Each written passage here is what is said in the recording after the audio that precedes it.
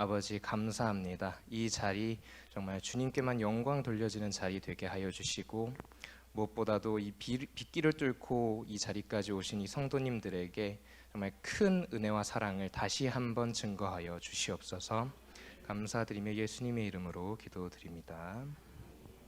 네, 전숭성도 믿음 주시고 전경희, 전재훈, 송인경, 전윤재, 전윤서 자녀들 앞길을 열어주시고 형통한 복을 주시고 선한 길로 인도하시고 주님께 영광 돌리게 하옵소서.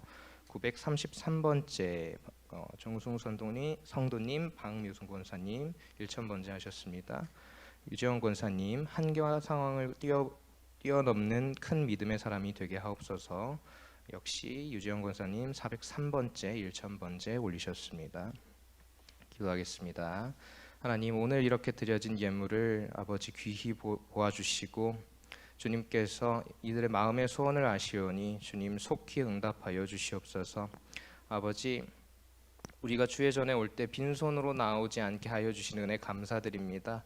그 중에 일부라도 주님께 떼어 이 자리에 주님 앞에 올려드리오니 주여, 이것이 비록 작을지라도 주님께서 이것을 들어 사용하시면 그 누구보다 그 무엇보다 크고 귀하게 사용하여 주실 줄로 믿습니다. 주여, 그리 사용하여 주옵소서. 영광 받아 주시옵소서. 감사드리며 예수님의 이름으로 기도드렸습니다. 네, 안녕하세요. 좋은 밤입니다. 제가 괜히 긴장하면 인사를 합니다. 양해를 좀 부탁드리고. 네. 원래 여기서 성경 봉독을 해야 되는데 저는 성경 봉독 전에 사설을 붙이는 걸 좋아합니다. 그래서 조금 사설을 붙여볼게요. 자, 하나 문제를 내겠습니다. 누구나 다 가지고 있는데 분명 내 것이에요. 우리는 다 하나씩 그것을 가지고 있어요. 그런데 나보다는 남이 더 많이 쓰는 것을 뭐라고 할까요? 어떻게 아세요? 나름 열심히 준비했다고 생각했는데 바로 맞춰버리시네. 맞습니다. 분명 내 것이고 다 하나씩 가지고 있지만 나보다는 남이 더 많이 쓰는 거, 바로 이름입니다. 네. 그래서 우리는 모두 이름을 다 하나씩은 가지고 있고요. 이 이름은 어지간한 일이 없는 이상 평생 이 이름으로 살겠죠. 물론 뭐 도중에 개명을 하거나 뭐 이런 경우를 빼면요, 어지간한 일이 없으면 우리는 이 이름으로 앞으로 평생을 살 거고, 그리고 대부분의 경우, 무조건 그렇지는 않지만 대부분의 경우 우리 이름은 누가 지어주세요? 부모님이 지어주시죠. 맞습니다. 여기까지 이야기를 하고 왜 이 얘기를 하냐면은 이제 말씀과 다 연관이 있는 거라서 말씀드린 거예요. 자, 본문을 읽도록 하겠습니다. 본문은 창세기 17장 15절로 19절 말씀입니다. 창세기 17장 15절로 19절 말씀입니다. 네, 봉독해 주세요. 하나님이 또 아브라함에게 이르시되 내 아내 사레는 이름을 사레라 하지 말고 사라라 하라. 내가 그에게 복을 주어 그가 네게 아들을 낳아주게 하며 내가 그에게 복을 주어 그를 여러 민족의 어머니가 되게 하리니 민족의 여러 왕이 그에게서 나리라. 아브라함이 엎드려 웃으며 마음속으로 이르되 100세 된 사람이 어찌 자식을 낳을까? 사라는 90세니 어찌 출산하리요 하고 아브라함이 이에 하나님께 아뢰되 이스마엘이나 하나님 앞에 살기를 원하나이다. 하나님이 이르시되 아니라 내 아내 사라가 네게 아들을 낳으리니 너는 그 이름을 이삭이라 하라. 내가 그와 내 언약을 세우리니 그의 후손에게 영원한 언약이 되리라. 아멘. 주혜경 집사님, 제가 인쇄해서 갖다 놨습니다. 옆에. 참고 구절까지 다 나오는 거예요. 네. 오늘 말씀 제목은 그가 웃다입니다. 그가 웃다. 이게 무슨 말인지는 계속 가다 보면 알게 될 거고요. 자, 우리는 다 이름을 가지고 있습니다. 그리고 대부분의 경우 이 이름은 우리 부모님이 우리에게 지어 주십니다. 부모님은 자식의 이름을 지을 때 굉장히 많은 고민을 하죠.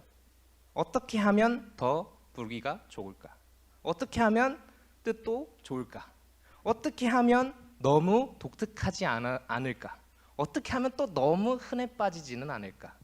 정말 이 모든 것을 고민하고 마침내 이름을 짓습니다.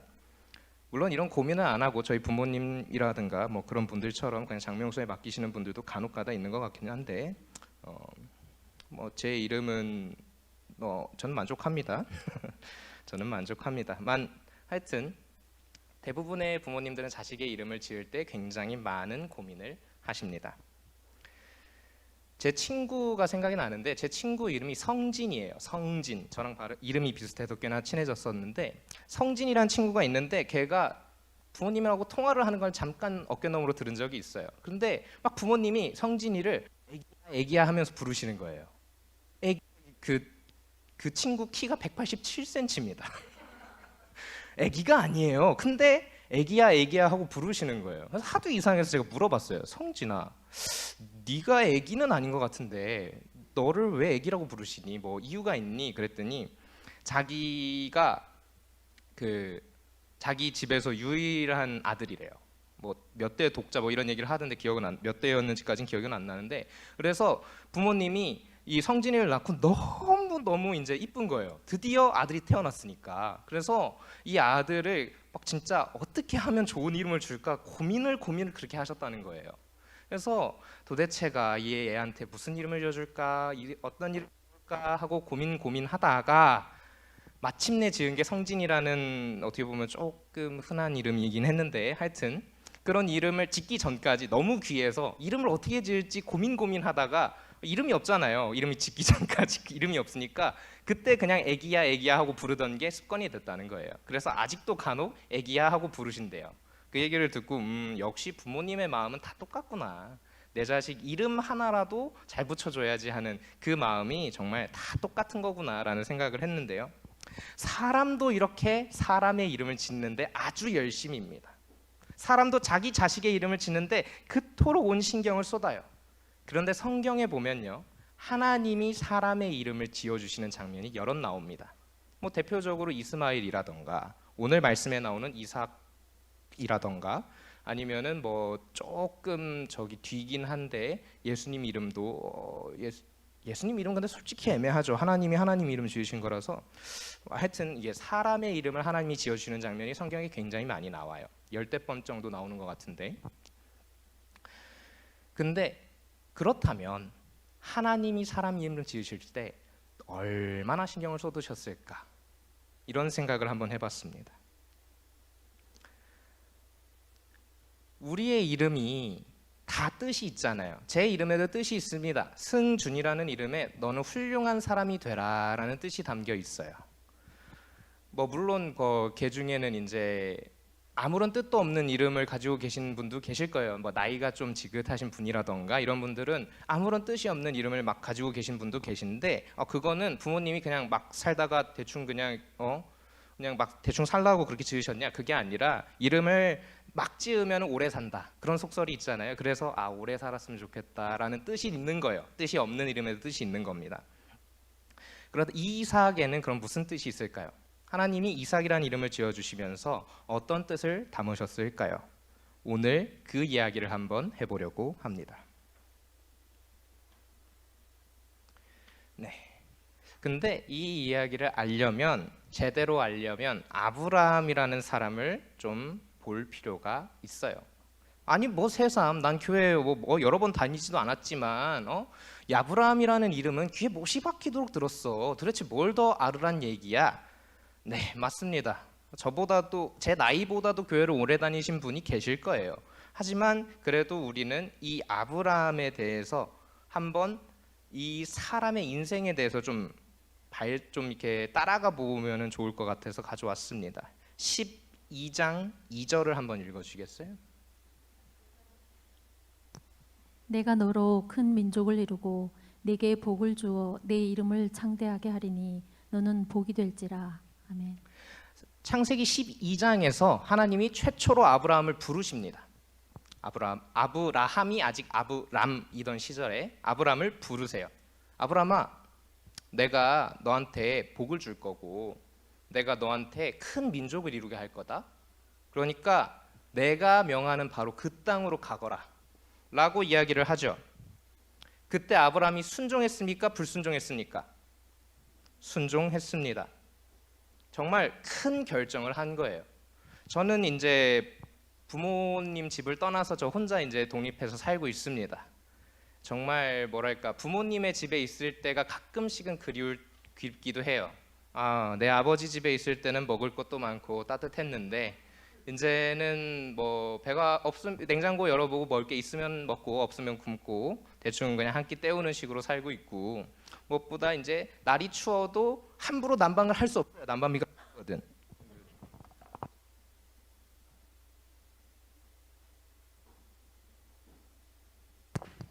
하여튼 그런 식으로 살다 보니까 정말 내 아버지의 집 그립다. 가끔씩은 생각이 납니다. 아브람도 그랬을 거예요.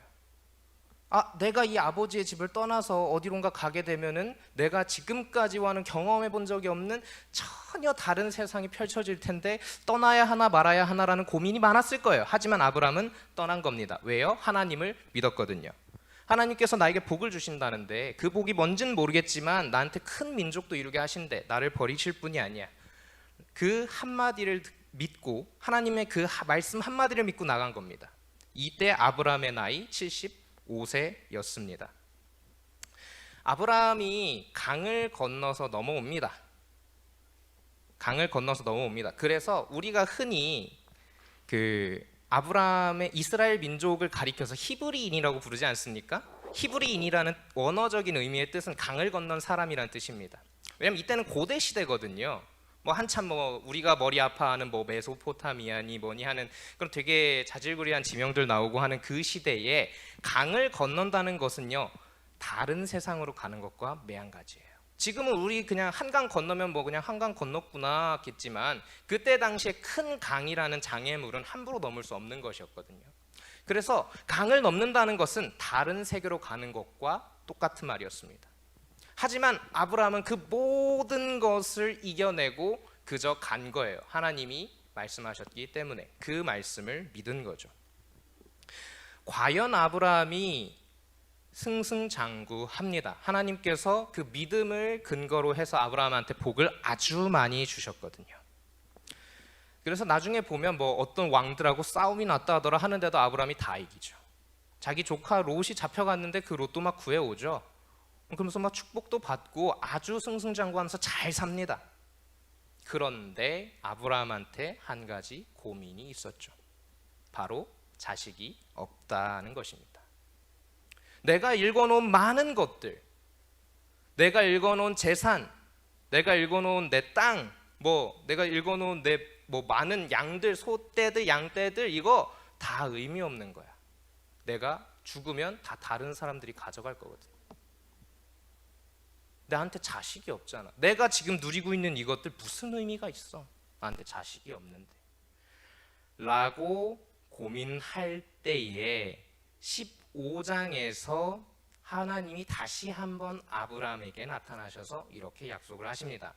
굳이 읽지는 않을 건데 하나님께서 3가지를 약속하세요. 첫 번째로, 아브라함아, 걱정하지 마. 나 하나님이잖아. 내가 너한테 민족을 이루게 하겠다고 했잖아. 난 너한테 자손을 줄 거야. 너 아들 낳을 거야. 걱정하지 마. 너 자손 있어. 두 번째, 그 자손들이 대대로 지낼 땅을 줄 거야. 걱정하지 마. 네 자손 편하게 살 거야. 그리고 세 번째, 그게 너와 내 자손의 복이 될 거야. 나 너한테 복을 줄 거란다. 땅과 자손과 복, 이 3가지를 아브라함에게 하나님이 약속하셨습니다. 그러니까 아브라함이 그 말을 듣고 어떻게 했냐면 15장 6절을 한번 읽어주시겠어요? 아브라함이 여호와를 믿으니 여호와께서 이를 그의 의로 여기시고. 아멘. 아브라함이 믿었습니다. 자기한테 있는 건 아무것도 없어요. 내 나이는 이미 70을 넘었어요. 75세거든요. 근데 하나님이 자손 줄게, 아들 있다니까 라고 해도 솔직히 하나님 입에서 나오지 않았으면 이거 사기꾼이나 다름없는 그런 말 아닙니까? 75세 넘은 할아버지한테 내년에 아들이 있겠습니다 이러면 누가 믿겠어요 그걸. 저는 실제로 부모님한테 장난을 한번 쳐본 적이 있어요. 부모님은 아직 환갑이 조금 넘으셨는데 그런 장난을 한번 쳐봤어요. 아유, 우리 부모님, 아버지 어떻게 이렇게 부부 금술이 좋으신데 내년에 어떻게 동생 하나 어떻게 했다가 뒤통수 한 대 맞았습니다.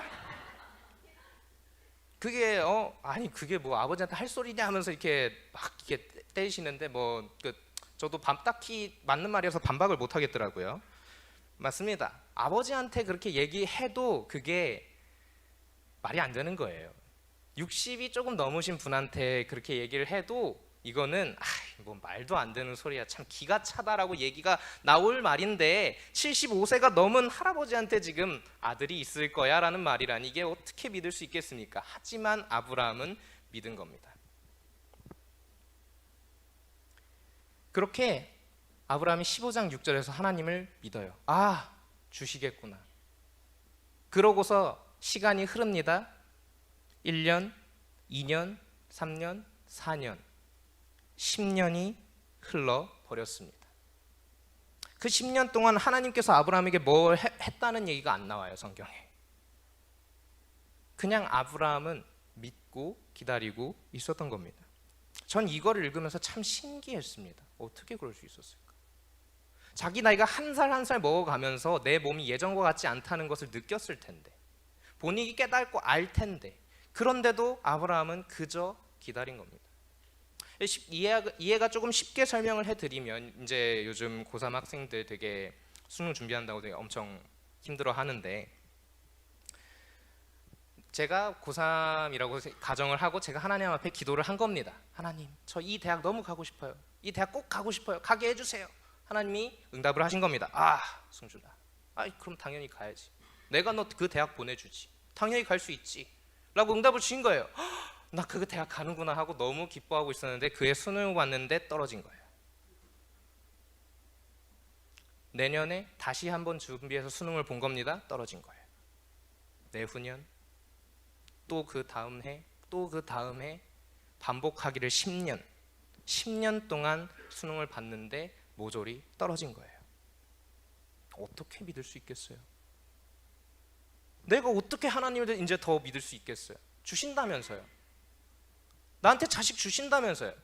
노력을 안 했을까요? 아브라함이랑 사레가?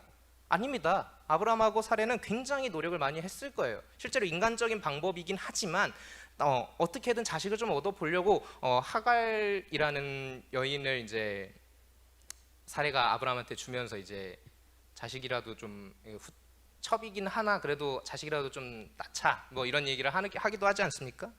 그 정도로 굉장히 노력을 많이 한 거예요. 그런데도 아무런 성과가 없는 거예요.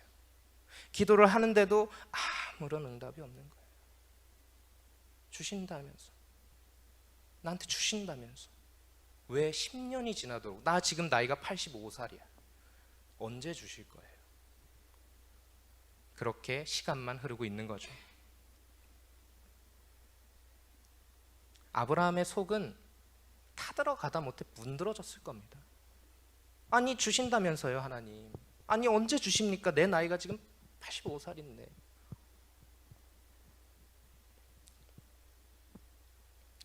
그러고 난 다음에 오늘의 17장이 시작이 된 겁니다. 17장 1절을 읽어주시겠어요? 아브람이 99세 때에 여호와께서 아브람에게 나타나서 그에게 이르시되 나는 전능한 하나님이라 너는 내 앞에서 행하여 완전하라. 아멘. 아브라함의 나이가 몇 살이 되었다고 합니까? 여러분 85세 하나님께서 약속을 하신 거예요. 줄게. 그러고서 바로 주실 줄 알았어요. 10년이나 기다렸거든요. 근데 하나님은 거기에서 주시지 않은 겁니다. 몇 년을 더 끄신 거예요? 대충 계산해봐도 14년을 더 끄신 거예요. 근데 16절과 17절 사이에 여호와께서 야 좀 기다려, 아니 준다니까 이런 말이 없어요. 그냥 성경이 전하지 않는 것인지 그저 하나님이 침묵하셨는지까지는 알 수 없지만 아브라함의 마음은 충분히 깎여 나가고도 남을 시간이라는 것은 확실합니다. 합계가 24년이거든요. 근데 99세에 나타나서 이렇게 얘기를 하시는 겁니다. 야, 나 하나님이라니까. 준다니까, 완전 하라니까. 우리는 그럼 도대체 이분을 어떻게 믿을 수 있습니까? 주신다면서. 가장 좋은 때에 물론 주시겠지만, 하나님께서 당신의 시간에 맞게 가장 좋은 때에 주시겠지만, 지금 나는 너무 늙었어요. 99살이란 말이에요. 내가 자식을 낳을 수나 있을까? 라고 생각하기에 충분합니다. 하나님께서 오셔서 99세 때 그렇게 너 준다니까 라고 약속을 하시지만, 말씀을 하시지만, 그 말씀을 정말 70대의 그 아브라함이 믿었던 것 그대로 믿을 수 있나요? 없습니다. 아브라함의 반응을 보면 알 수 있어요. 아브라함의 반응이 하나님께서 말씀하실 때에 더 이상 예전 같지 않습니다. 창세기 17장 17절을 읽어주세요. 아브라함이 엎드려 웃으며 마음속으로 이르되 100세 된 사람이 어찌 자식을 낳을까? 사라는 90세니 어찌 출산하리요 하고. 아멘. 여러분, 아브라함이 믿음이 약한 사람이 아닙니다. 네 부모 집을 떠나서 내가 말하는 그 땅으로 가라라고 했을 때 모든 어려움을 뒤로 하고 그것을 따른 사람이 아브라함이에요. 강을 건너는 것은 그때 당시 사람들한테 굉장히 큰 모험이었음에도 불구하고 나는 다른 세상으로 가는, 정말 이전과 알지도 못하는, 지금까지 내가 경험한 그 모든 어떤 경험보다도 다른 새로운 세상으로 가는 것에 내가 그곳에 그럼에도 불구하고 간다라는 믿음을 가지고 있던 사람이 아브라함이에요. 근데 이제 하나님이 말씀하실 때 웃습니다. 아브라함아, 내가 너한테 자손도 주고 땅도 주고 복도 줄 거야 했을 때 아브라함이 웃어요. 그러면서 그렇게 이야기를 하죠. 어찌 자식을 낳을 수 있습니까? 100세 된 사람인데, 그럼 사라는 90살인데. 그러자 하나님의 반응이 조금 독특합니다. 하나님이 지금 24년째 지금 기다리게만 하고 계시거든요. 그러면은 사람이 이렇게 믿음이 흔들리고 이럴 때 옆에 와서 좀 용기도 북돋아 주시고, 아니야 진짜 나는 하나님이라니까, 이런 게 아니에요. 하나님이 뭐라고 하십니까? 17장 19절 상반절만 읽어주세요. 하나님이 이르시되 아니라 내 아내 사라가 네게 아들을 낳으리니 너는 그 이름을 이삭이라 하라. 네, 감사합니다. 이게 무슨 말이냐면요, 이삭이라고 우리 성경에는 그렇게 번역이 됐는데, 이삭이라는 거를 원어를 따라가 보면 이짜크라고 발음을 합니다. 그래서 이짜크 하다 보니까 이삭 이렇게 된 건데, 이게 무슨 뜻이냐? 그가 웃다, 그가 웃다라는 뜻입니다. 이게 뭔 말입니까? 쉽게 말하면 이겁니다. 아브라함이 웃었거든요. 하나님이 자식 낳을 거야, 너 아들 낳을 거야 했을 때 아브라함이 웃었거든요. 그러니까 하나님이 이렇게 말씀하신 겁니다. 너 지금 웃었어? 너 지금 웃었어? 나는 하나님이야. 나는 말로 천지를 창조했고 만물을 일구었어. 나의 말 한마디에 태양과 달이 순종하고 바람과 파도도 잠잠해져. 내가 명령하면 온유월에 서리가 아니라 한방눈이 내릴 것인데 네가 지금 나의 말을 비웃었느냐? 너의 아들 이름은 웃음이다. 네 아들 이름 웃음이로 지어라. 참, 저는 이 말씀을 처음 접하고 그런 생각을 했습니다. 아, 하나님도 참 너무하신다. 사람을 24년 동안 기다리게 해놓고 다 때가 있는 것인데 그거를 기다려라 아무 말씀 없이 기다려라만 해놓고, 저가 아브라함 같았으면 한 3년 기다리다가 못 해먹겠다 했었을 것 같거든요. 근데 아닌 거예요. 아브라함은 끝까지 기다렸단 말이에요.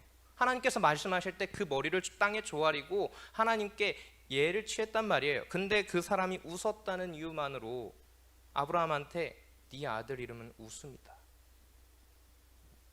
이게 어떻게 가능합니까, 여러분? 사라라고 달랐을까요? 사라도 똑같았습니다. 창세기 18장 12절 읽어주십시오. 사라가 속으로 웃고 이르되 내가 노쇠하였고 내 주인도 늙었으니 내게 무슨 즐거움이 있으리요. 아멘. 나중에 하나님이 다시 찾아오셔가지고 내년에 사라한테 아들이 있을 거야라고 얘기하셨을 때 사라가 한 반응입니다. 웃었어요. 사라도 웃습니다. 속으로 웃었죠. 헤이, 내가 나이가 지금 90인데 아브라함은 지금 100살인데 무슨. 그랬더니 하나님이 이렇게 얘기를 하셔요. 13, 14, 15절 쭉 읽어주세요. 여호와께서 아브라함에게 이르시되 사라가 왜 웃으며 이르기를 내가 늙었거늘 어떻게 아들을 낳으려 하느냐. 여호와께 능하지 못한 일이 있겠느냐. 기한이 이를 때에 내가 네게로 돌아오리니 사라에게 아들이 있으리라. 사라가 두려워서 부인하여 이르되 내가 웃지 아니하였나이다. 이르시되 아니라 내가 웃었느니라. 아멘. 둘 다 웃었습니다. 어쩔 수가 없죠. 내가 아무리 강한 믿음을 가지고 있다 한들 24년이라는 시간은 그것을 반감시키기에 너무나도 충분했습니다. 그래서 아브라함과 사라가 이젠 예전 같지 않은 거예요. 예전에는 하나님이 말씀하시면 가야지 하는 믿음이 있었는데 이제는 어떻게 그럴 수가 있습니까? 라고 말하게 된 겁니다. 하나님께서 이제 이삭을 말씀하신 정말 그 말씀대로 나에게 주신다 한들 그 아이는 이제 더 이상 이 둘의 기쁨이 아닙니다. 이삭아 웃으마 하고 부르는 그때마다 그 순간마다 이들은 자신이 하나님의 말씀을 비웃었던 바로 그때를 생각하게 될 거예요. 이건 저주와 가깝습니다. 나한텐 정말 눈에 넣어도 아프지 않을 내가 그토록 바라고 원하는 내 자식인데도 불구하고 그 아이를 볼 때마다 그 아이의 이름을 부를 때마다 나의 처절한 과오가 다시 떠올라요. 이게 저주가 아니면 무엇입니까? 이건 그냥 내가 하나님을 끝까지 믿지 못하고 하나님의 말씀을 끝까지 믿지 못한 나에게 주시는 하나님의 징벌로밖에는 보이지 않아요. 그러나 우리 하나님 여호와는 반전의 하나님이십니다. 하나님의 역사는 아직 끝나지 않았습니다. 로마서 4장 19절에서 22절은 이렇게 이야기합니다. 그가 100세나 되어 자기 몸이 죽은 것 같고 사라의 태가 죽은 것 같음을 알고도 믿음이 약하여지지 아니하고 믿음이 없어 하나님의 약속을 의심하지 않고 믿음으로 견고하여져서 하나님께 영광을 돌리며 약속하신 그것을 또한 능히 이루실 줄을 확신하였으니 그러므로 그것이 그에게 의로 여겨졌느니라. 아멘. 자, 여러분, 둘 중에 하나는 거짓말을 하고 있죠. 분명히 애들이 믿음이 약해져서 하나님의 말씀 비웃었잖아요. 근데 로마서는 아니야, 얘 100세가 됐는데도 믿음이 약하여지지 않았어 라고 기록을 하고 있는 거예요. 둘 중에 하나는 거짓말을 하고 있는 걸까요? 아닙니다. 성경에는 거짓이 없습니다. 전혀 거짓이 없는 하나님의 말씀입니다. 이것이 어떻게 가능했냐면요, 창세기 17장을 펴보면 그 비밀을 알 수 있어요. 창세기 17장 딱 그 소제목에 파란 글씨로 뭐라고 적혀 있습니까? 할례. 뭐 성경마다 다를 것이라고 생각하는데요, 할례라고 적혀 있습니다. 할례를 받는 건 이제 뭐 되게 창세기 17장이 굉장히 뭐 또 신학적으로 해석하면 뭐 되게 중요한 장이에요, 이 할례 때문에. 근데 그것까지는 설명하기엔 시간이 없고 그냥 저는 이렇게만 보겠습니다. 왜 하나님이 하필이면 바로 그 타이밍에 아브라함의 믿음이 위태롭고 흔들리는 바로 그 타이밍에 할례를 시행하라 하셨을까? 사람은요, 기본적으로 평균적으로 하루에 물을 2리터 정도는 마셔야 된다고 합니다. 그래서 2리터 정도 먹고 화장실 하루에 한 10번에서 12번 정도 가는 게 평균이래요. 물론 뭐 물을 많이 안 먹으니까 그 정도까지 가지는 않는데, 여기는 중동이잖아요. 굉장히 덥거든요. 물을 많이 마셨을 겁니다.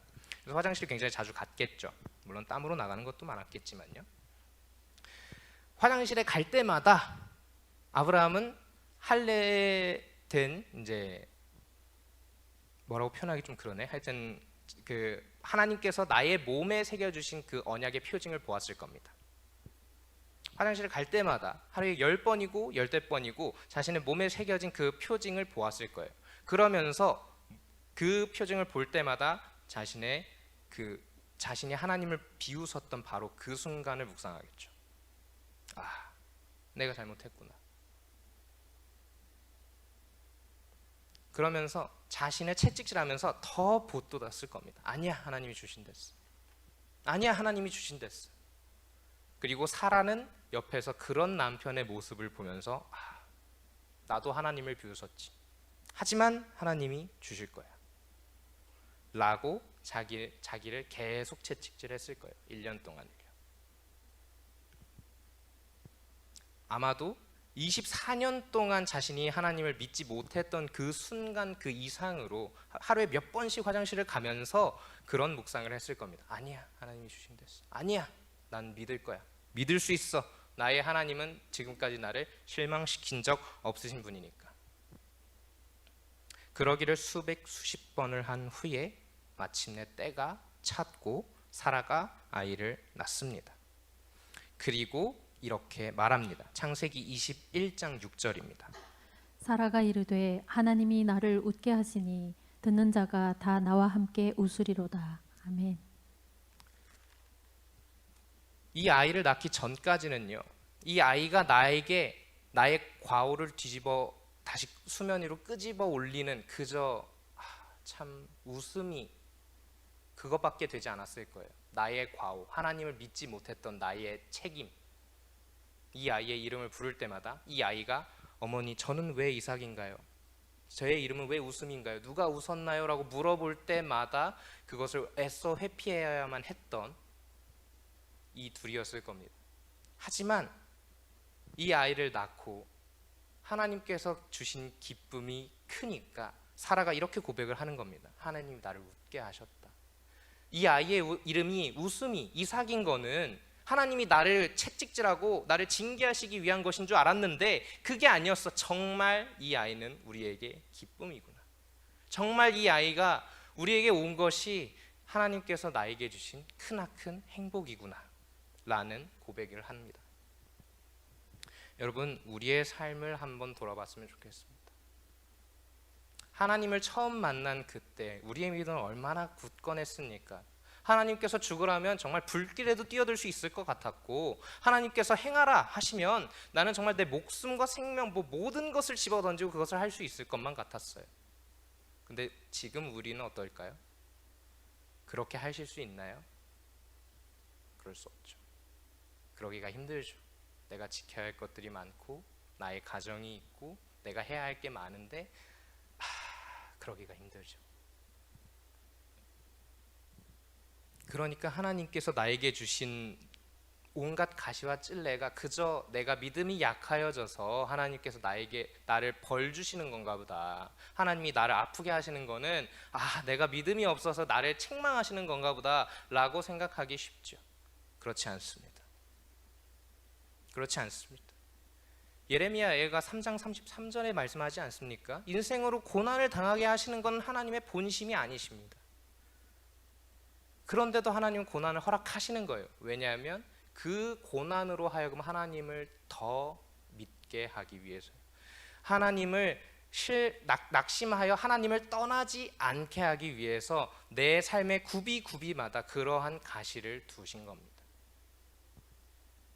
사라는 이삭을 부를 때마다 이제 더 이상 죄책감을 갖지 않습니다. 왜냐하면 그 아이야말로 하나님께서 나에게 주신 참된 기쁨이라는 것을 알기 때문입니다. 우리도 그렇습니다. 우리의 앞에 닥친 시련이 그저 시련, 나의 벌, 내가 마땅히 책임지고 받아야 할 내가 잘못해서 받는 나의 죄책, 나의 징벌이라고만 생각하면 이게 그저 하나님 죄송해요, 잘못했어요 라는 죄책감으로 빠지기 쉬워요. 하지만 그렇지 않습니다. 하나님께서 나를 사랑하여 주시는, 예쁜 아이한테 한 대 더 때리시는 그저 사랑의 매에 불과한 겁니다.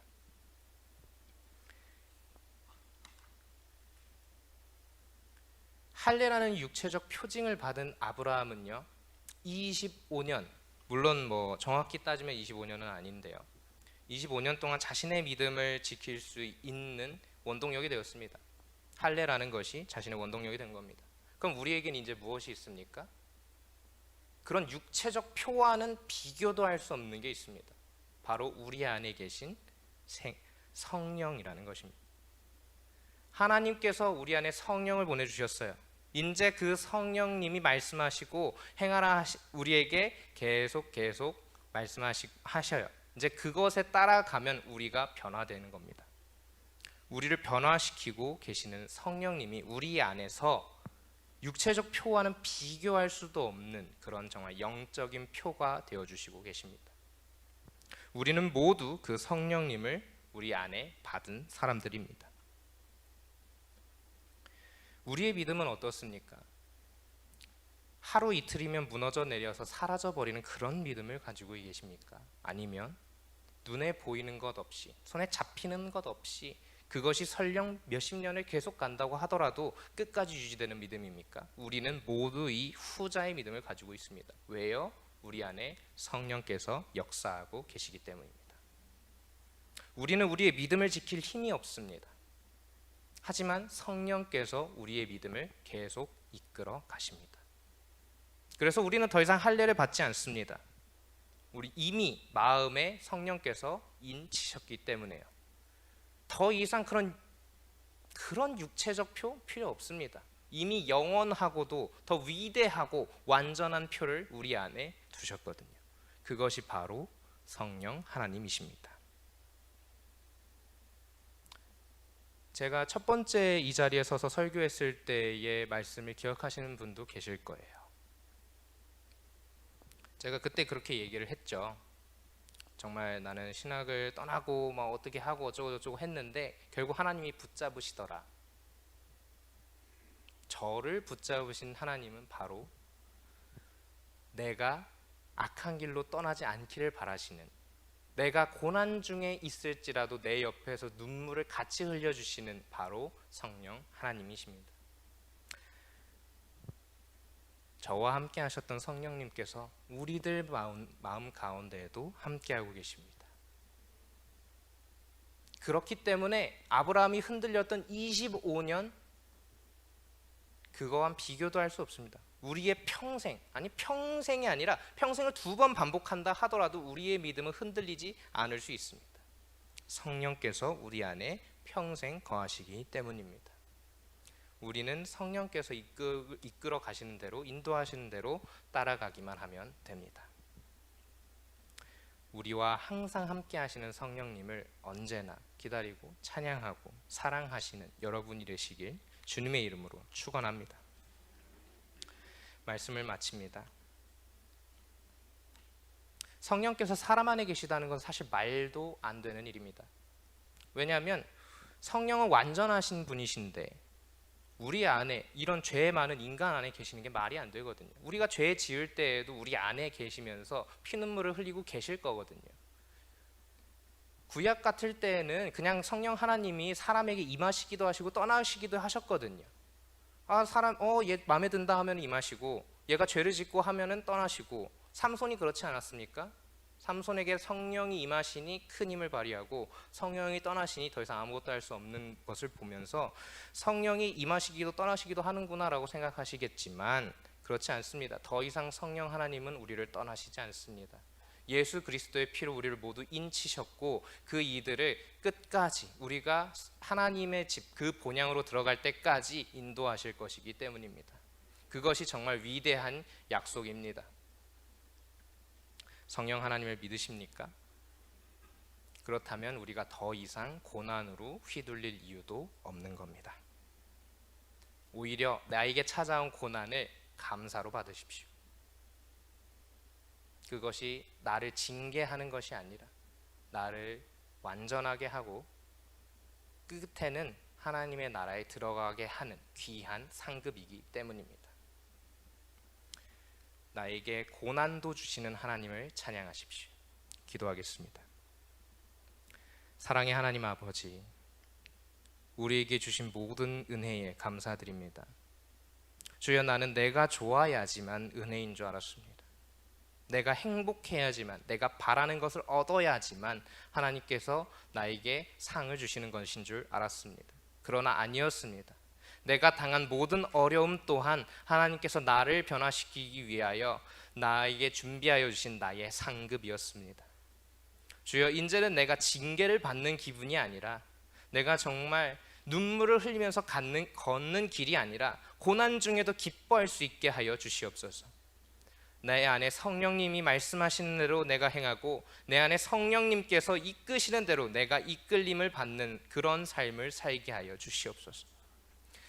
아버지, 우리를 영원토록 떠나지 아니하시겠다고 약속하신 하나님, 우리 안에 항상 함께 계셔서 내가 죄 지을 때에도 나를 위하여 기도하시고, 내가 기쁠 때나 슬플 때나, 내가 주님의 말씀을 순종할 때나 불순종할 때나 나의 마음에 함께 계셔서 나와 함께 울고 웃으며 마침내는 나의 본향까지 이끌어 주시옵소서.